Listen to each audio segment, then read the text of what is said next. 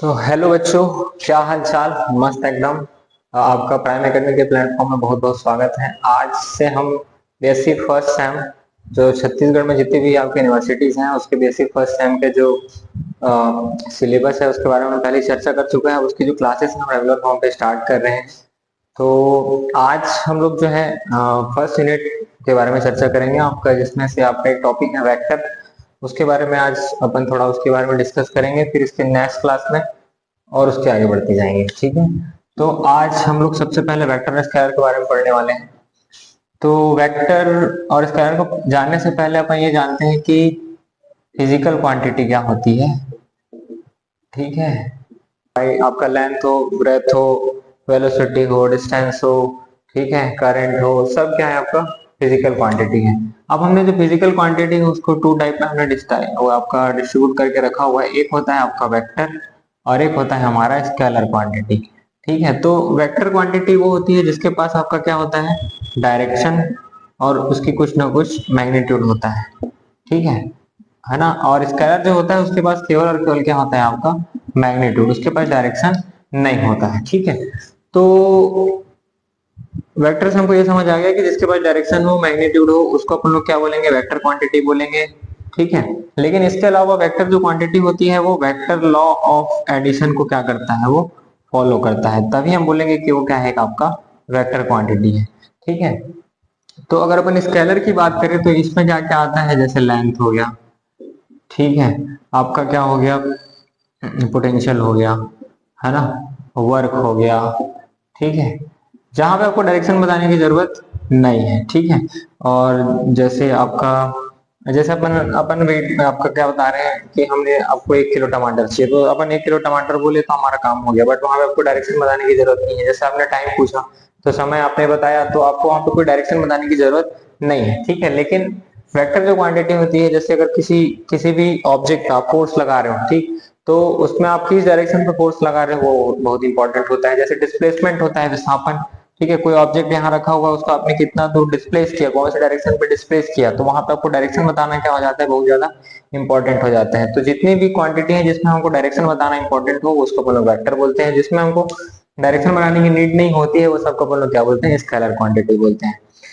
तो ये रहा आपका वेक्टर और स्केलर का थोड़ा सा इंट्रो। अब हम इसमें बेसिकली जो इम्पोर्टेंटली जो जानना चाह रहे हैं वो है हमारा क्या, कि वेक्टर प्रोडक्ट और स्केलर प्रोडक्ट, है ना।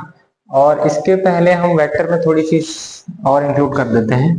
ठीक है, तो ये थोड़ा सा जो ये अपने बहुत बेसिक चीज है, इसको आपने पहले पढ़ा हुआ है, आप काफी कुछ इसके बारे में जानते हैं, इसलिए मैं इसको ज्यादा डिटेल नहीं कर रहा हूँ, है ना। तो अब जैसे हम वेक्टर की ही बात करते हैं, पहले थोड़ा वेक्टर के बारे में और जान लेते हैं। ठीक, इसके जस्ट बाद में आपको क्रॉस प्रोडक्ट और डॉट प्रोडक्ट के बारे में बताऊंगा। जैसे हमारे पास ये 3D है, ठीक है, ये एक्स एक्सिस है, वाई एक्सिस और यहाँ पे जेड एक्सिस है। ठीक है, तो वेक्टर को हमको बताने के लिए हमको सबसे पहले वहां पे एक ओरिजिन की जरूरत पड़ती है, मूल बिंदु की जरूरत पड़ती है। और जैसे यहाँ पर हमने कोई पॉइंट है ना, तो इसको बताने के लिए हमको एक पोजीशन वेक्टर की जरूरत पड़ती है, जिसको हम लोग आर से डिनोट करते हैं। ठीक है, तो ये आपका कार्टेशियन सिस्टम है। ठीक है, जिसमें आपका ये एक्स एक्सिस, वाई एक्सिस, इसको आपने क्या किया, ये वाले प्लेन पे जब इसको आप गिराओगे, ठीक है, तो यहाँ पे आपका जेड एक्सिस के उसका पॉइंट आपको मिल जाएगा। ठीक है, तो एक्स एक्सिस के अलावा हम लोग एक चीज की और बात करते हैं, आपका यूनिट वेक्टर। एक्स एक्सिस के अलावा हमारा जो यूनिट वेक्टर होता है वो आई कैप होता है। वाई कैप के अलावा हमारा जो यूनिट वेक्टर होता है वो जे कैप होता है, और जेड के अलावा हमारा जो यूनिट वेक्टर होता है वो के कैप होता है। जो यूनिट वेक्टर जो होता है वो उसके पास उसका जो मैग्नीट्यूड है ना, उसके जो मैग्नीट्यूड है उसकी जो वैल्यू है वो क्या होती है, 1 होती है। बट इसका बहुत ही इंपॉर्टेंट चीज है, ये क्या बताता है हमको, डायरेक्शन। अगर आई कैप की बात करें तो एक्स को बता रहे हैं, इसका जो मैग्नीट्यूड है वो 1 है, और साथ ही साथ ये डायरेक्शन किसको बता रहे हैं, एक्स को बता रहा है। जैसे जे कैप है वो वाई डायरेक्शन को बता रहे हैं, के कैप है उसको जेड डायरेक्शन को बता रहे हैं। तो मैं आपका यूनिट वेक्टर जो है उसका बेसिकली ये यूज है कि वो क्या करता है, आपका डायरेक्शन को बताता है।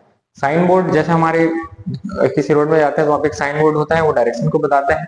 वैसे ही वेक्टर वेक्टर में जो यूनिट वेक्टर होता है वो हमारा किसको बताता है, डायरेक्शन को बताता है।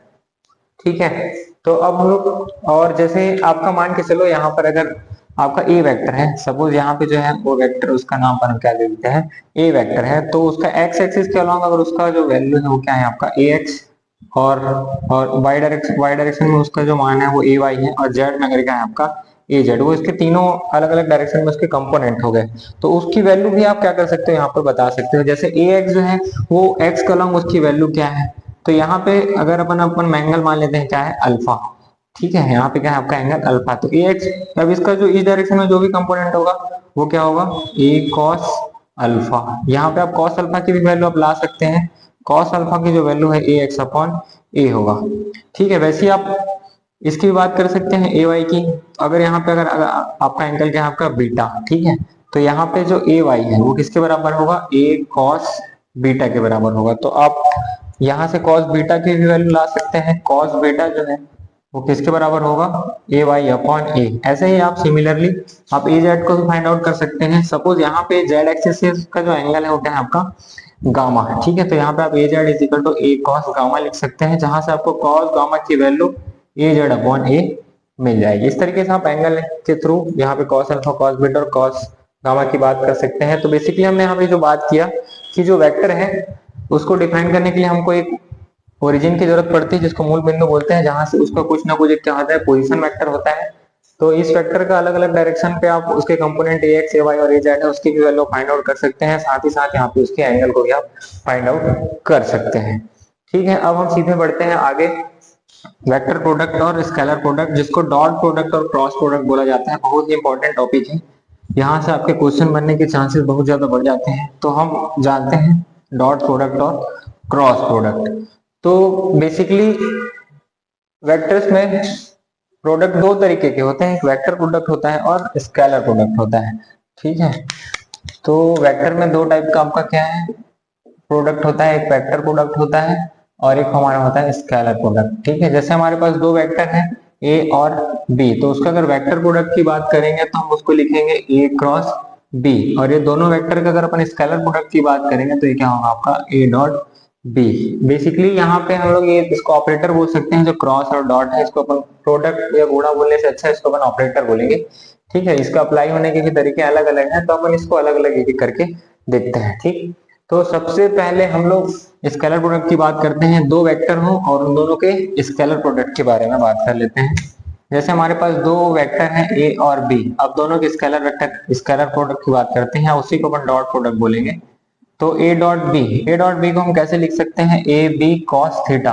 अब इसी को लिखना चाहे तो हम कैसे लिखेंगे कि जो दो वेक्टर है ए वेक्टर और बी वेक्टर है ना, उसकी वैल्यू किसके बराबर होगी, दोनों का जो मैग्नीट्यूड है और उन दोनों के बीच का जो भी एंगल होगा, ठीक है, उसके कॉस के मल्टीपल के क्या होता है, इक्वल। जैसे हमारे पास एक वेक्टर ए हो गया और एक वेक्टर बी हो गया, जो दोनों के बीच का डायरेक्शन एंगल अगर आपका थीटा है तो आपका जो ए डॉट बी है वो किसके इक्वल होगा, ए बी कॉस थीटा।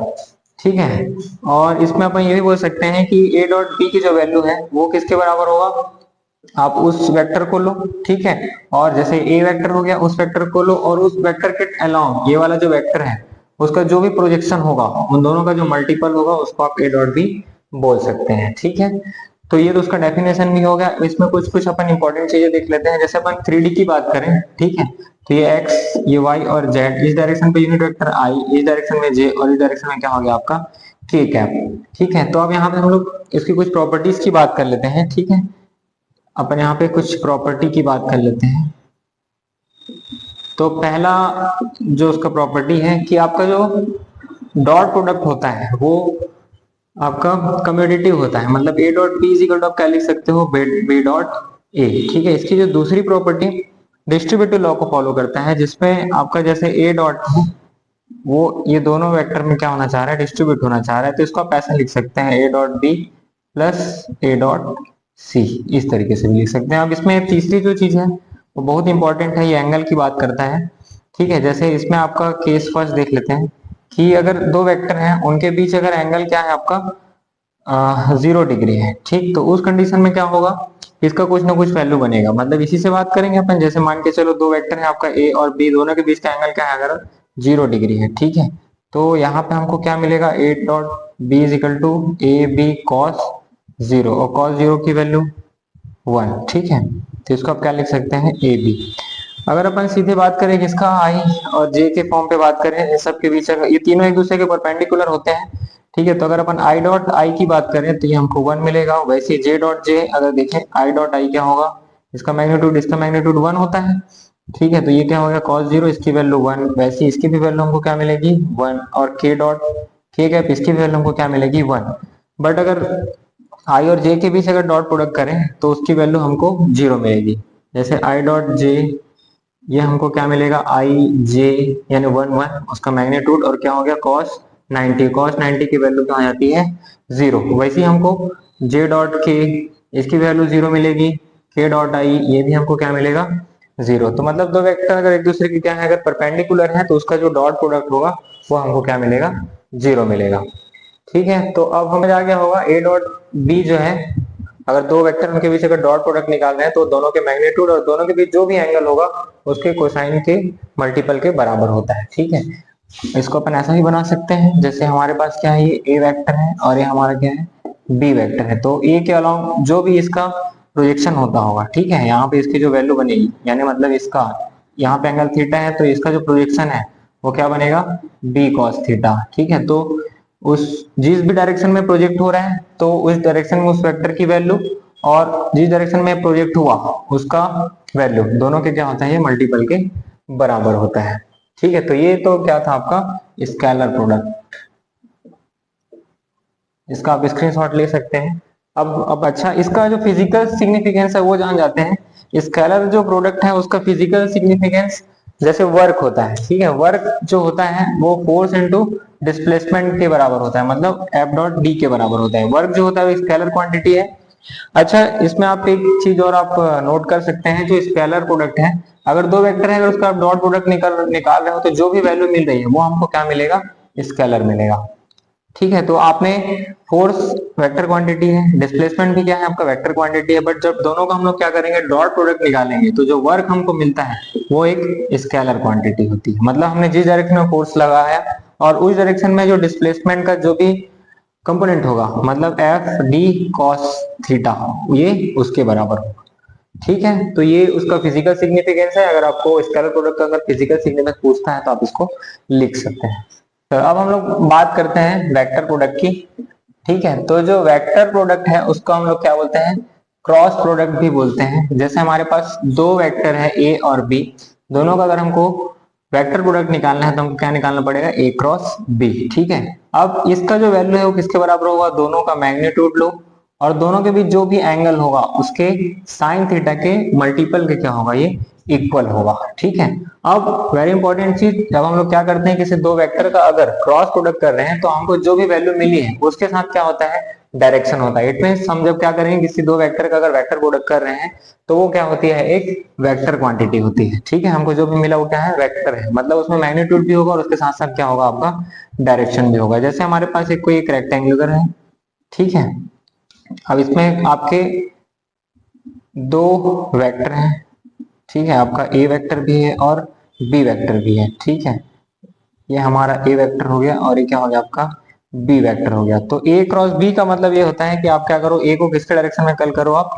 बी के डायरेक्शन में। तो ये जो थंब है जिस डायरेक्शन को इंडिकेट कर रहे हैं वो ए क्रॉस बी को बताएगा। मतलब ये जो डायरेक्शन है, अगर मैं बोलूं कि ए क्रॉस बी आपका क्या है वी है, वी वेक्टर है, तो ये किसको बता रहा होगा आपका वी वेक्टर को। तो V vector is equal to क्या होगा आपका ए क्रॉस बी वेक्टर होगा। ठीक है, यहीं पर हम लोग यूनिट वेक्टर अगर इधर अपन दिखाना चाहे तो क्या दिखा सकते हैं एन कैप, जो ये बता रहे हैं कि ए को क्या करो आप बी के डायरेक्शन में कर्ल करेंगे। ठीक है, तो दोनों का जो क्रॉस प्रोडक्ट होगा उसका डायरेक्शन को बता रहेगा आपका एन कैप। ठीक है, तो वी इज इक्वल टू क्या लिख सकते हैं आप ए क्रॉस बी। तो आपको ध्यान रखना है यहाँ पे राइट हैंड थंब रूल आप लगा सकते हैं, जिसमें आप क्या करेंगे एक वेक्टर की तरफ आप फिंगर को रखेंगे और दूसरे वेक्टर की तरफ उसको कर्ल करेंगे। ठीक है, तो ये जो थंब है वो आपका डायरेक्शन को इंडिकेट कर रहा है। मतलब ये अगर प्लेन है, ठीक है, तो अगर अपन ए को बी के डायरेक्शन में कर्ल कर रहे हैं तो ये जो थंब है मतलब यहाँ पे जो इसका डायरेक्शन मिलेगा इसके जस्ट आउटवर्ड डायरेक्शन में मिलेगा। तो आप ध्यान रखें कि जो एरिया जो होता है वो कौन सी क्वांटिटी होती है आपका वेक्टर क्वांटिटी होती है। ठीक है, तो अब हम लोग इसकी कुछ प्रॉपर्टीज देख लेते हैं वेक्टर प्रोडक्ट की। तो वेक्टर प्रोडक्ट की पहली प्रॉपर्टी ये होती है कि ये कम्यूटेटिव लॉ को फॉलो नहीं करता है, मतलब ए cross B is not equal to be cross ए। ठीक है, क्योंकि देखो अगर अपन ए क्रॉस बी कर रहे हैं तो इसका डायरेक्शन हमको ऊपर मिल रहा है, लेकिन जब हम बी क्रॉस ए करेंगे तो इसका डायरेक्शन कहाँ मिलेगा नीचे, मतलब इधर से उसके क्या होता है नेगेटिव होता है। It means A cross B is equal to क्या लिख सकते हैं आप माइनस बी क्रॉस ए। हमारी कोशिश रहेगी कि हम कम टाइम पे आपको ज्यादा से ज्यादा दे सकें। ठीक है, तो आप ज्यादा हमारे साथ कोऑपरेट करें। ठीक है, तो ये हमारी पहली प्रॉपर्टी हो गई, ये कि क्या करता है आपका कम्यूटेटिव लॉ को फॉलो नहीं करता है। ठीक है, और साथ ही साथ ये डिस्ट्रीब्यूटिव लॉ को फॉलो करता है। ठीक है, जैसे आपका ए क्रॉस बी प्लस सी है। ठीक है, तो आप लिख सकते हैं ए क्रॉस बी प्लस ए क्रॉस सी। अब इसमें अपन एंगल की वाले की बात कर लेते हैं, जो बहुत ही इंपॉर्टेंट होता है। ठीक है, इसमें अपन लोग पहले केस की बात कर लेते हैं। ठीक है, हमारे पास अगर एंगल क्या हो आपका 0 डिग्री, ठीक है, तो क्या होगा? ठीक है, जैसे आपका क्या है, दो वेक्टर हैं, दोनों के बीच अगर एंगल क्या है आपका 0, तो ए क्रॉस बी आप क्या लिख सकते हैं, ए बी साइन 0, और इसकी वैल्यू आपको क्या मिलेगी, 0 मिलेगी। अगर अपन 3D की बात कर लें, ठीक है, तो यहाँ पे अगर आपका x है, ये y है, और ये क्या है, z है। इस डायरेक्शन पे आपका अगर यूनिट वेक्टर क्या है, आई कैप, इधर क्या है आपका जे कैप, और इधर क्या है के कैप। ये तीनों एक दूसरे के परपेंडिकुलर होते हैं, मतलब इन तीनों के बीच का एंगल क्या होगा आपका 90 डिग्री। ठीक है, तो अगर आप केवल आई डॉट आई की बात करेंगे तो उसकी वैल्यू को क्या मिलेगा, 0। जे सॉरी, अपन क्रॉस प्रोडक्ट की बात कर रहे हैं, आई क्रॉस आई क्या मिलेगा आपको, 0। जे क्रॉस जे क्या मिलेगा, 0। के क्रॉस के क्या मिलेगा, 0। बट अगर यहीं पे अगर अपन बात करें, ठीक है, कि अगर अपन किसकी बात करें, आई क्रॉस जे, तो हमको क्या मिलेगा, के, क्योंकि आई क्रॉस जे निकालेंगे तो उसका जस्ट परपेंडिकुलर डायरेक्शन क्या होगा, के होगा। ठीक है, वैसे अब क्या करेंगे, जे क्रॉस के करेंगे तो आपको क्या मिलेगा, आई कैप, और वैसे अगर अपन क्या करेंगे, के क्रॉस आई, तो हमको क्या मिलेगा, जे कैप। इसका आप ट्रिक याद रख सकते हैं, आई हो गया, जे हो गया, और क्या हो गया आपका, के हो गया। ठीक है, तो आई से जे में जाएंगे तो के मिलेगा। ठीक है, जे से के में जाएंगे तो आई मिलेगा, और के से आई में जाएंगे तो जे मिलेगा। अगर उल्टा जाएंगे तो हमको वो चीज क्या मिलेगा, माइनस के फॉर्म पे मिलेगा। ठीक है, तो आपको एक चीज समझ आ गई, थीटा बराबर 0 डिग्री होगी तो उस कंडीशन में इसकी वैल्यू क्या हो गया आपका, 0 हो जाएगा। बट अगर थीटा इज इक्वल टू क्या होगा, 90 डिग्री होगा, तो हमको उसकी कुछ ना कुछ वैल्यू मिलेगी। जैसे ए क्रॉस बी है तो हमको क्या मिलेगा, ए बी। ठीक है, तो ये हमने आज आपको काफी कुछ जाना। आज हम लोगों ने वेक्टर और स्केलर क्वांटिटीज के बारे में जाना, और उसके जस्ट बाद हम लोगों ने उसकी कुछ प्रॉपर्टी देखी, और उसके बाद वेक्टर जो होते हैं, दो आपके वेक्टर हैं, उनके बीच जब हम प्रोडक्ट करेंगे तो दो टाइप का आपका क्या होता है, प्रोडक्शन प्रोडक्ट कर सकते हैं। एक वेक्टर प्रोडक्ट होता है और एक क्या होता है आपका स्केलर प्रोडक्ट होता है, और उन दोनों के बारे में हमने काफी डिटेल में बात की हुई है। तो आज की क्लास हम लोग यही पे एंड करते हैं। जय हिंद।